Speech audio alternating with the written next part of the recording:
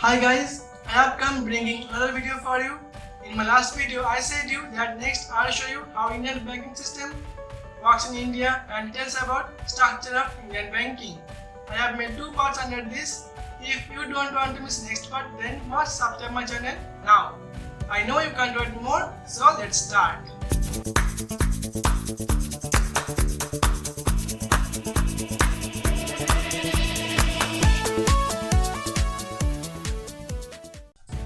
All banks in India are classified into 6 types: Central Bank, Commercial Bank, Development Bank, Cooperative Bank, Payment Bank and Small Finance Bank.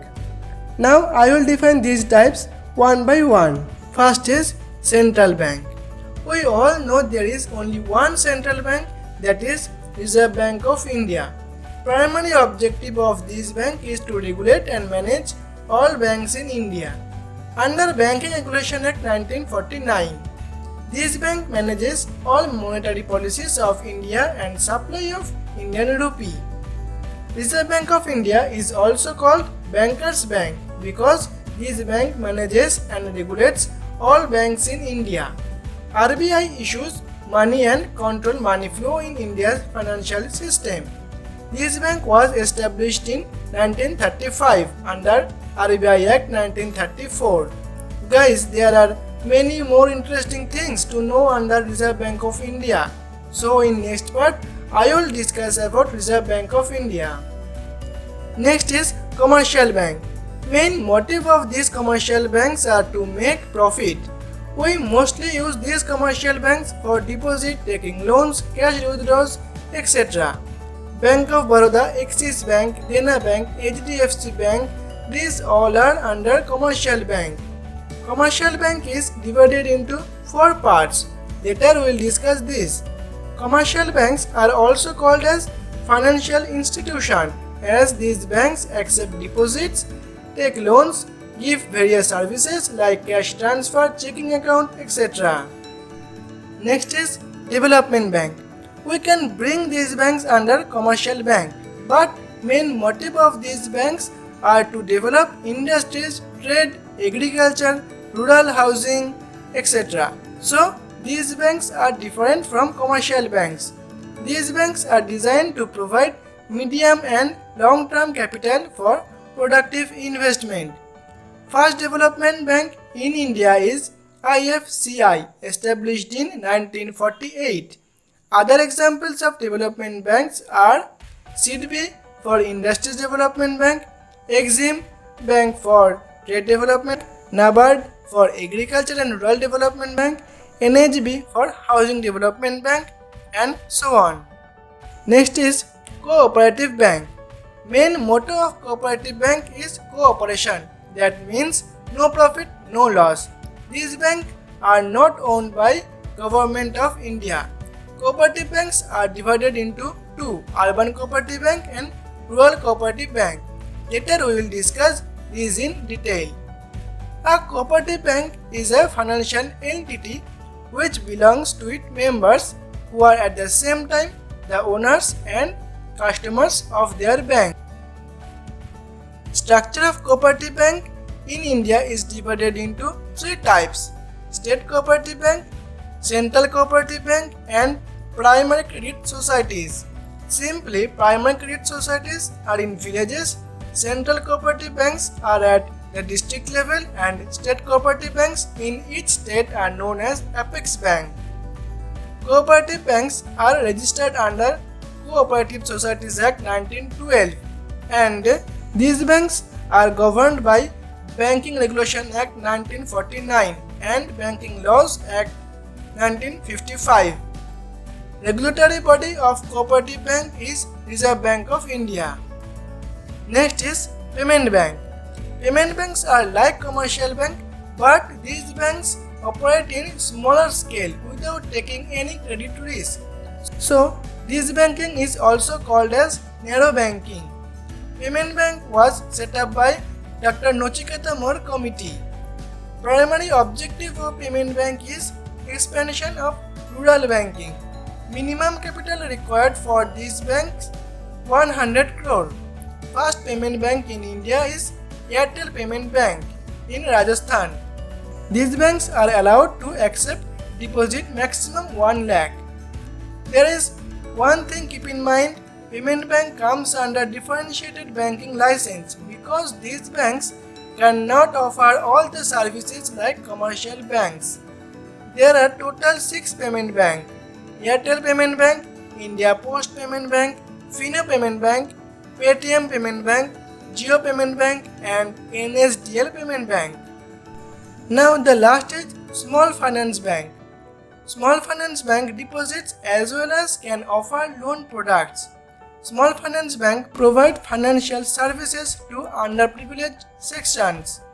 This bank was set up by Usha Thorat Committee. Minimum capital required for this bank 100 crore.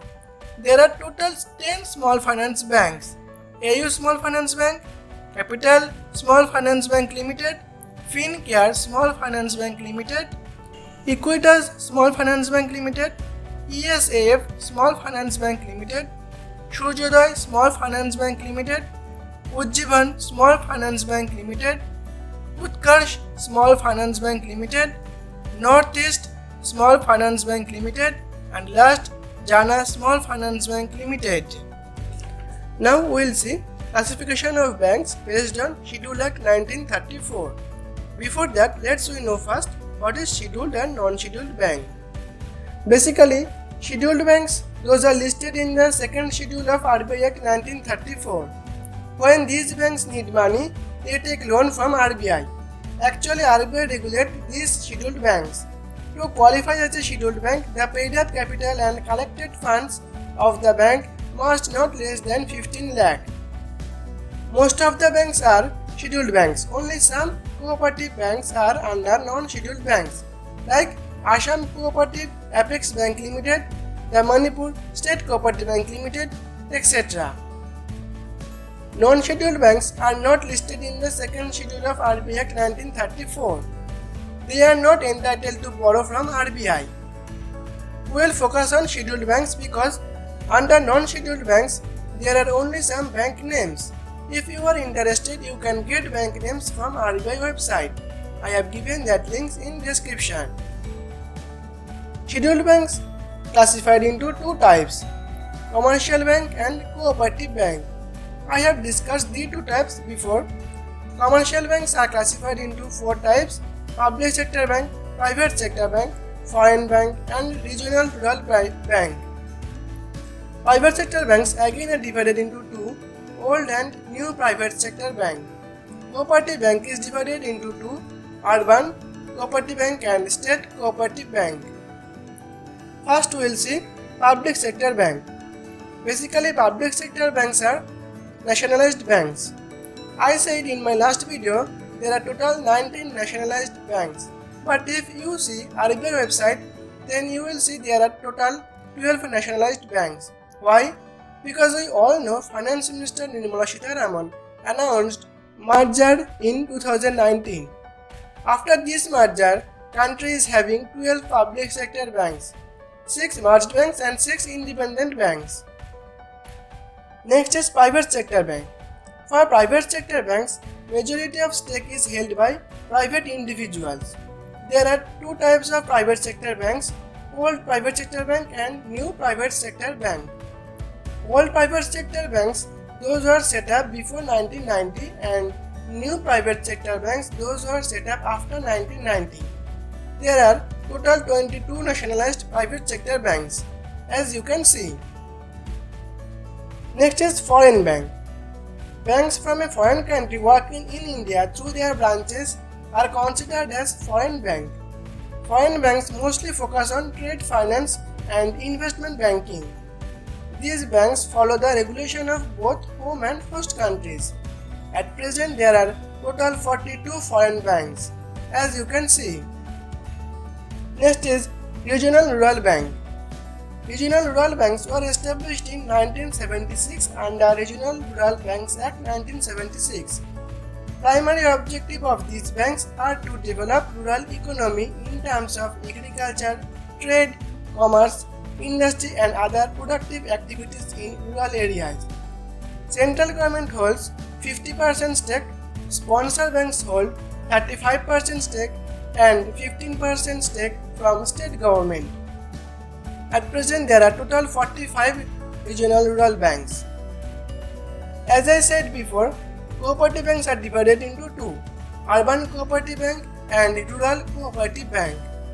Urban cooperative bank is also known as primary cooperative banks, located in urban and semi-urban areas. RBI regulates and supervises the banking functions of urban cooperative bank. For example, Ahmedabad Mercantile Cooperative Bank Limited, Bharati Sahakari Bank Limited, Greater Bombay Cooperative Bank Limited. Rural cooperative banks are very crucial for rural areas. Main objective of this bank is to develop rural economy through funding of areas under agriculture and others. Their role is to promote and expand the rural economy in an organized and effective manner by providing basic financial activities. At present, there are total 53 rural cooperative banks. For example, the Odisha State Cooperative Bank Limited, the Uttar Pradesh Cooperative Bank Limited, the West Bengal State Cooperative Bank Limited, etc. So, this was about Indian banking system and structure of it. If you have any query or doubt, write in comment section. Next I will bring part 2 on details about structures and functions of Reserve Bank of India. If you like my video, click the like button and don't forget to subscribe my channel. See you in the next video. Bye.